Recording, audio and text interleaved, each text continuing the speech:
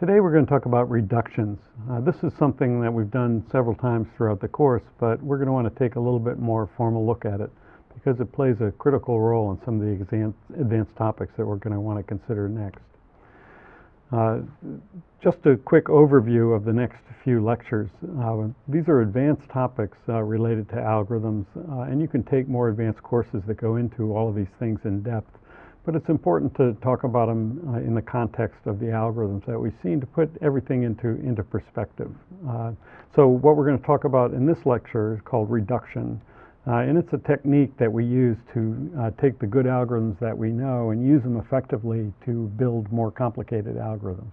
And as I said, we've done that before. But it brings up some interesting ideas that are bigger than any particular algorithm. And one idea that we've talked about is the idea of a problem-solving model. We saw that we could use shortest paths and max flow to solve problems that didn't seem to be related at all. And there's a particularly important problem-solving model called linear programming that we'll talk about in the next lecture. But then there's a limit, and that brings us to the topic of intractability that we'll talk about in the last lecture. So we're shifting gears from individual problems to thinking about problem-solving models that are more general than a particular individual problem.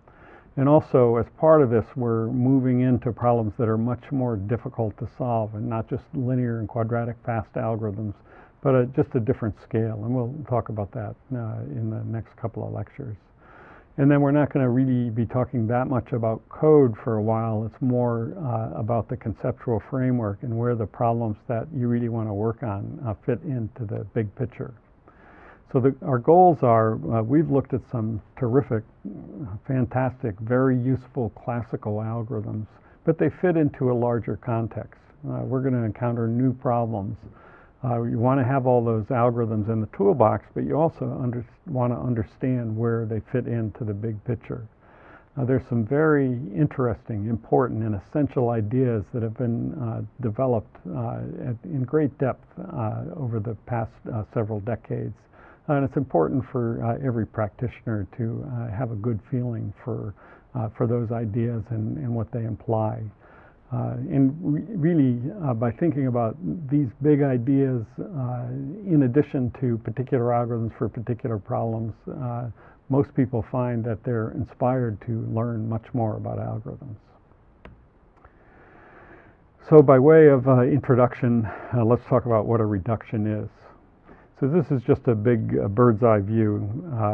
The idea is that what we'd really like to do is if we have a new problem that we have to solve, we'd like to be able to classify the problem according to the costs that it's going to take to solve it.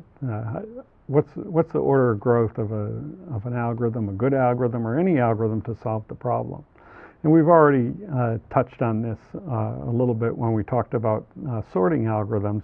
Not only do we have a good algorithm for solving sorting, several good algorithms, but we also developed a lower bound that said that no algorithm can do better. And so we can think of the sorting problem as classified as being order of growth linearitmic, or n log n.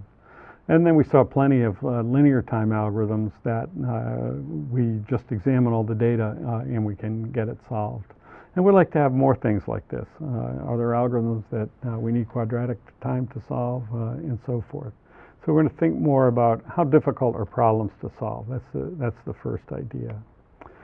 Now, there's really frustrating news on this front that we'll be talking about over the next couple of lectures. And the frustrating news is that there are a large number of practical problems that we'd like to solve that we don't really know how hard they are to solve. And that's a profound idea that we'll get to soon. But what we want to talk about in this lecture is one of the most important tools that we use to try to classify problems, and it's actually been fairly successful in lots of instances. And so if we know that we could solve some problem efficiently, we want to use that knowledge to figure out what else we could or we could not solve efficiently. And that's what reduction is all about. It's just a single tool and maybe kind of gets to this Archimedes quote, give me a lever long enough and a fulcrum on which to place it, and I shall move the world. That's what reduction does for us. So here's the basic idea. We say that a problem X reduces to a problem Y if you can use a problem that solves Y to help solve X. So what does that mean? This schematic diagram gives an idea of what we're talking about. So in the middle, we assume that we have in the middle box there, labeled in blue, we have an algorithm for solving problem Y. And it's not really relevant what that algorithm is. It just knows that if you have any instance of problem Y, you can solve it. And the idea behind reduction is that we take an instance of problem X and we transform it into an instance of problem Y, then use the algorithm for Y to solve that instance of Y, and then transform the solution back to the solution to be the instance of problem X. So if we take that transformation into an instance of problem Y, the transformation of the solution back to a solution to X, then that whole thing enclosed in the box on the dotted line is an algorithm for problem X.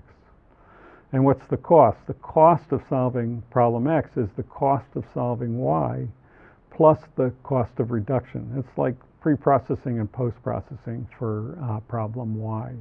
There might be a number of calls to Y in a reduction, and the pre-processing and post-processing might be expensive. Again, we've seen some specific examples of this, and we'll go over it in a minute. So here's a really simple example. Finding the median reduces to sorting. So in this case, problem Y is sorting, and so we assume that we have a sorting algorithm. If you need to find a median, then we take the items, that's the instance of X. In this case, there's no transformation, you just sort them. And then once they're sorted, they take that sorted solution and just pick the middle item and return it. So the transformation of the solution is also easy.